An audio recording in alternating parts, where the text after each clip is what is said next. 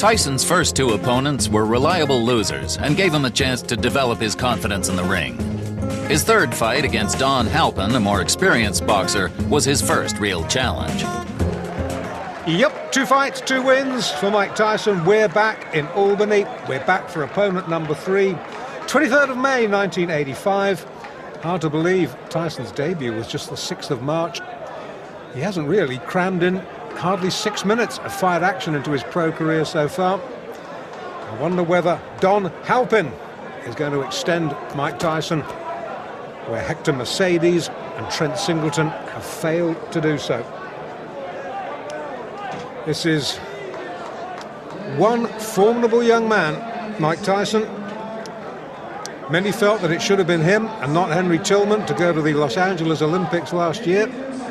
But it was Tillman, won fair and square, beat Tyson not once but twice. He won the gold medal. Interesting to note that Tillman won the heavyweight gold, whereas Mike Tyson, of course, might have had some ambitions had he been a bit of a bigger guy, because he's not a big heavyweight. The super heavyweight gold at LA last year went to Tyrell Biggs. Tyson, let's get this in perspective. Forget what the press releases say. He's only 5'10". Some would have you believe he's 6 foot. He's 5'10". He is not a big heavyweight. He's only a kid. Yes, he is going to fill out, but it'll be interesting to see how he fills out. Already, if you look at him close up, there are great slabs of muscle on him. So, well, we will have to see whether he fulfills the promise that he has shown in his only 2 professional fights. In the blue tracksuit top there, incidentally, with USA on the back, that's his trainer, Kevin Rooney, who was a pretty decent welterweight in his day. Referee just giving them a little briefing. Don Halpin trying to give Tyson the eye, and I am glad. I tell you, I am glad I am this side of the ropes and not that side of the ropes, because Tyson looks mean, he looks menacing in the white trunks with a little green trim.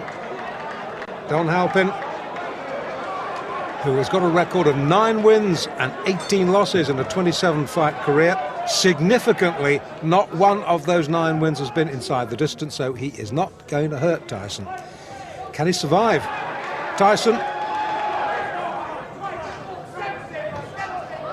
We know from what we've seen so far, he is not a fighter who throws a lot of jabs. He likes to work in close, just puts out a little left feeler and then comes in swinging behind that.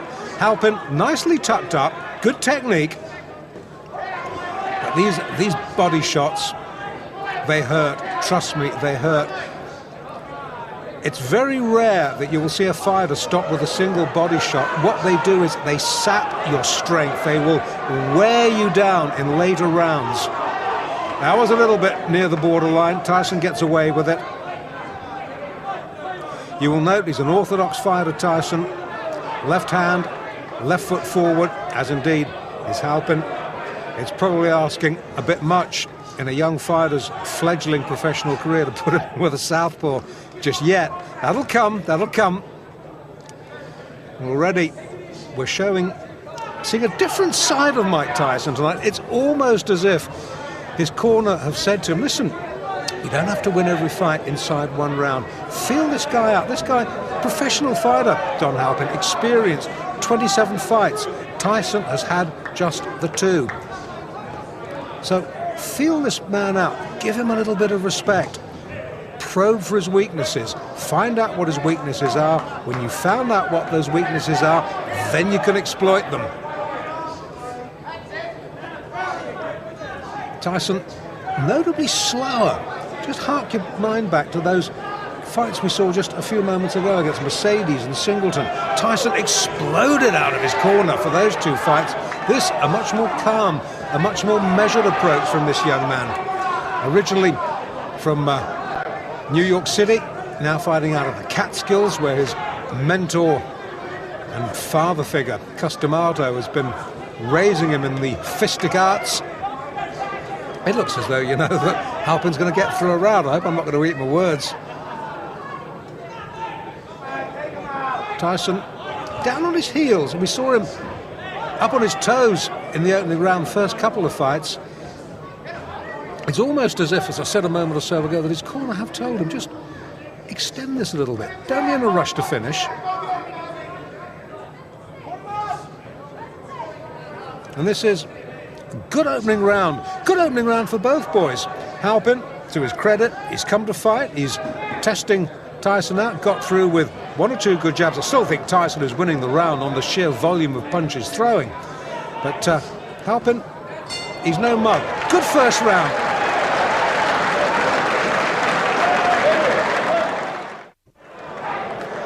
Round 2 of the third professional fight of Mike Tyson's career. Mike Tyson in the white trunks in the left-hand corner nearest us. We're in Albany in upstate New York. It's the 23rd of May 1985. Take your eyes off the ring card, girl. Watch the fight. We've had a good first round between Mike Tyson and his third pro opponent, Don Halpin.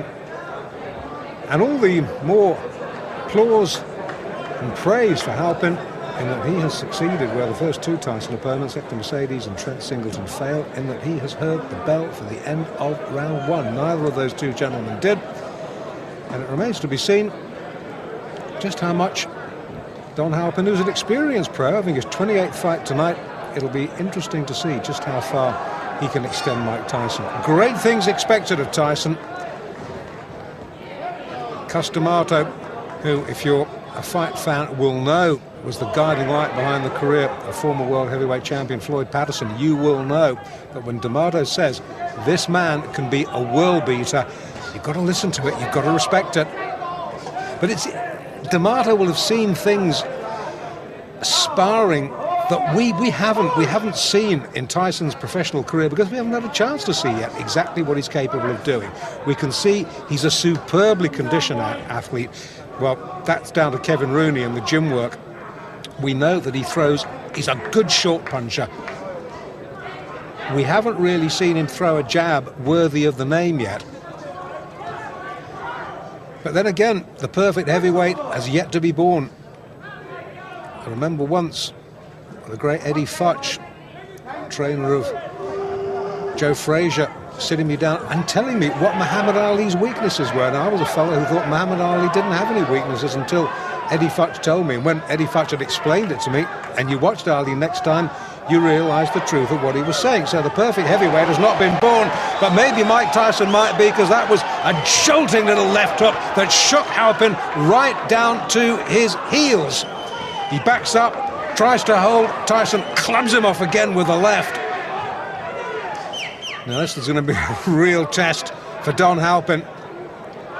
He definitely was hurt there, looks apprehensively at Tyson over his shoulder, plods gamely forward. Tyson just jinking side to side. Good upper body work from Tyson, looking for the opening, fires out a jab, misses. But again, these little hooks of his rarely do. Going back to what I was saying about Ali, never missed with a jab, but was not that good, strangely enough, fighting inside. Now, Tyson is almost the mirror image of that. Haven't seen him jab effectively yet, but boy, when he gets within close range, you better watch out, because he is a bit good. And he's starting to get through to Halpin now, and he's starting to hurt him. Leading with the right, just switching to southpaw there for a minute. Leading with the right hand, right foot forward. Good right hand again from Tyson. Hasn't quite got his range yet as the youngster.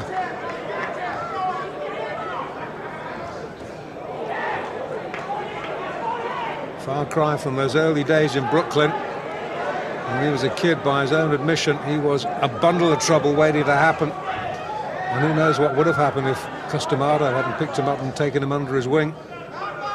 Let's not dwell on that. Let's dwell on the positive.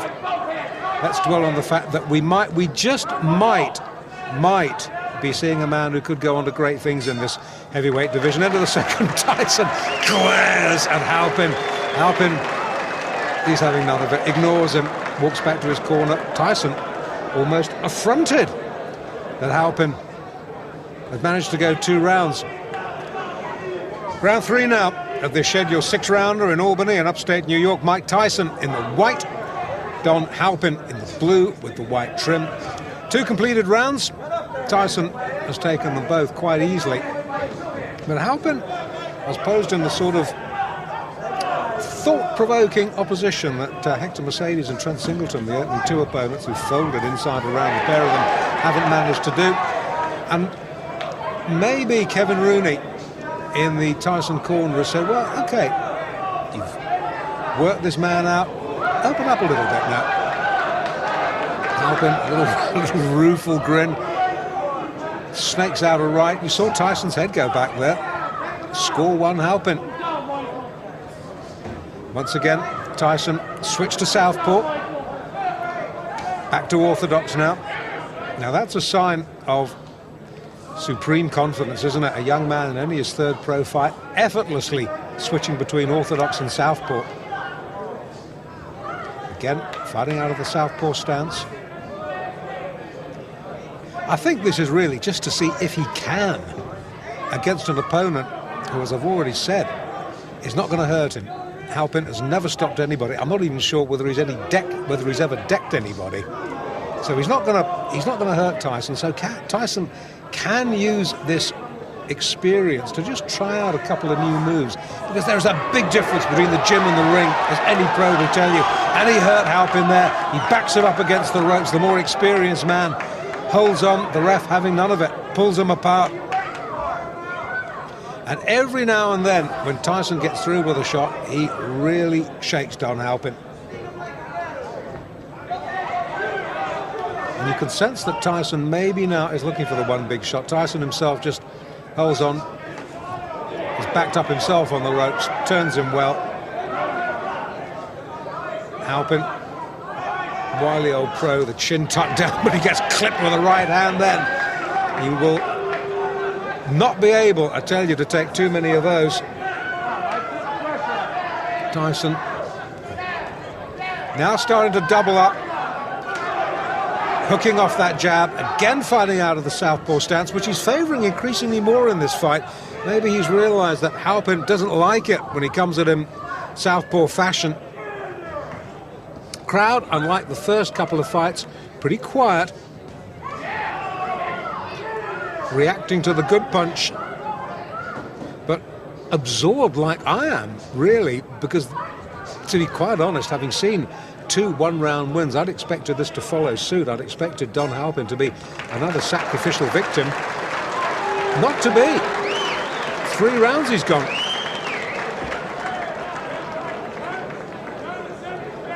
Well, I don't think there can be too many doubts that Tyson has won all 3 rounds. And I would think that Kevin Rooney there in the blue tracksuit top is pretty satisfied with what he's seen. Tyson, in case it needs any saying, has never been remotely troubled at number 4. Has got a slight problem. Great cheer, biggest cheers of the night, as the ring-card girl straightens it out.